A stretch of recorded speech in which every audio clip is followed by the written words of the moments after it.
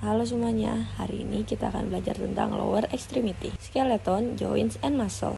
Sebelumnya, aku ingin memperkenalkan diri. Nama aku Nur Sofia dengan NIM P17127025035. So, what is a skeleton of lower limbs? Ekstremitas bawah atau lower limb adalah tulang bagian kanan dan kiri yang memiliki jumlah 31 pasang tulang atau total 62 buah tulang. Lower limb itu terdiri dari apa aja sih? Pertama ada hip bone dan hip joint. Ada 5 struktur tulang yang membentuk pinggul. 3 diantaranya tergabung menjadi satu membentuk struktur panggul utama. Tulang itu adalah ilium, pubis, dan ischium.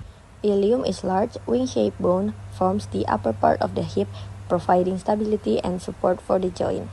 The ischium is the lower and posterior part of the hip bone. It forms the sit bones and support your body weight when we sit. The pubis is the anterior part of the hip bone, and it's responsible for connecting the two hip bones at the front of the pelvis. Dua lainnya adalah kepala femur dan acebatulum yang membuat sendi pinggul. Kemudian ada tulang femur atau tulang paha. Tulang ini adalah tulang terpanjang dan terkuat yang ada di tubuh. Tulang ini menyumbang 1/4 dari tinggi tubuh seseorang. Bagian proksimal dari tulang femur lah yang membuat hip joint.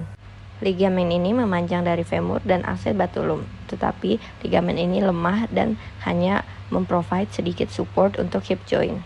Bagaimanapun bagian ini membawa arteri penting untuk menyuplai kepala femur. Kemudian ada tulang patella atau tempurung lutut.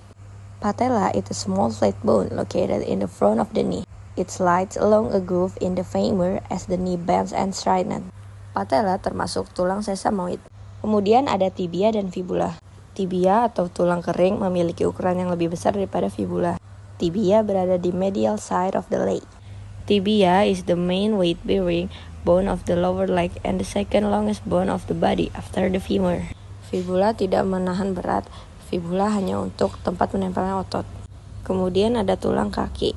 The bone of the foot are divided into 3 groups. The posterior foot is formed by the 7 tarsal bones. The midfoot has the 5 metatarsal bones. The toes contain the phalanx. Kemudian ada sendi-sendi pada lower limb. Joints or articulation are the points where 2 or more bones connect or meet in the body, yang menyebabkan kita bisa bergerak. Pertama ada hip joint. Hip joint is a ball and socket synovial joint formed by an articulation between the pelvic acebatulum and the head of the femur. It forms a connection for the lower limb to the pelvic girdle, and this is designed for stability and weight bearing, rather than a large range of movement. Kemudian ini adalah strukturnya. Kemudian ada ligamen. Ligamen adalah sebuah jaringan yang menyatu pada tulang ke tulang. Ligamen bisa terbagi menjadi 2, intrakapsular dan ekstrakapsular.